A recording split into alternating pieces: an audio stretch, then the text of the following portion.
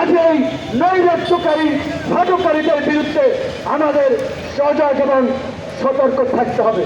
আমরা বারবার বলছি, আসেন এখনো বলছি, আওয়ামী লীগকে যদি আপনি বিপ্লবের শক্তি হন, আপনি আওয়ামী লীগকে নিষিদ্ধের পক্ষে থাকবেন।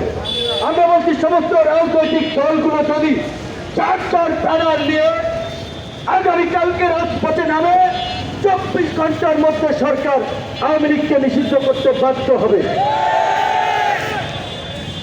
এখন তাহলে দেখা দরকার কারা ফাঁসিবাদকে পুনর্বাসন করতে চায়, কারা গণতন্ত্র চায়, কারা অভ্যুত্থানের শক্তি। আমার দলের আসার দরকার নাই, আমাদের দলের নেতৃত্ব আসার দরকার নাই। আগামীকালকে থেকে সব দল চার ব্যানার নিয়ে আওয়ামী লীগ নিষিদ্ধ দাবিতে রাজপথে নামেন। রমজানের শেষ দিকে স্বাভাবিকভাবেই বিভিন্ন রাজনৈতিক দলের গুরুত্বপূর্ণ কর্মসূচি, সবাই বাড়ি যাবে, বছরে একটা ঈদ আসে, স্বজনদের জন্য কেনাকাটা, আবেগ অনুভূতি অনেক কিছুই জড়িত। আমি গণ অধিকার পরিষদের নেতা কর্মীদেরকে অনুরোধ করে বলবো, এই ইচ্ছা প্রয়োজনে আমরা কম আনন্দ ফুর্তি করলাম। আগামীকালকে থেকে সারা দেশে জেলা উপজেলায় গণ অধিকার পরিষদের নেতা কর্মীরা আওয়ামী লীগ নিষিদ্ধে গণ স্বাক্ষর এবং অবস্থান কর্মসূচি পালন করবেন। ঢাকায় আমরা সকাল 11টায় জাতীয় প্রেস ক্লাবের সামনে এই গণস্বাক্ষর অবস্থান কর্মসূচি পালিত হবে।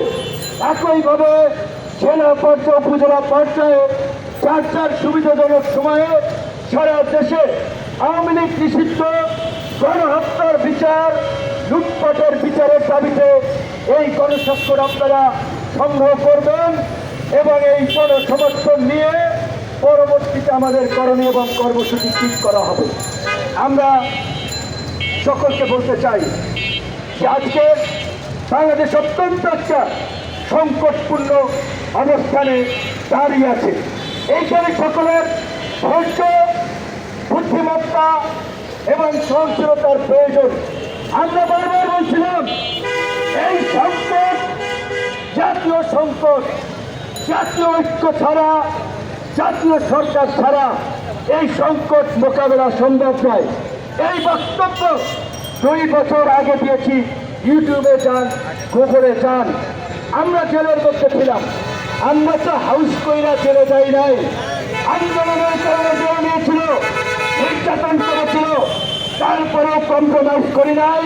প্রিজন ভ্যান থেকেও জনগণকে উদ্বুদ্ধ করার জন্য, আন্দোলনের শরিক হওয়ার জন্য আহ্বান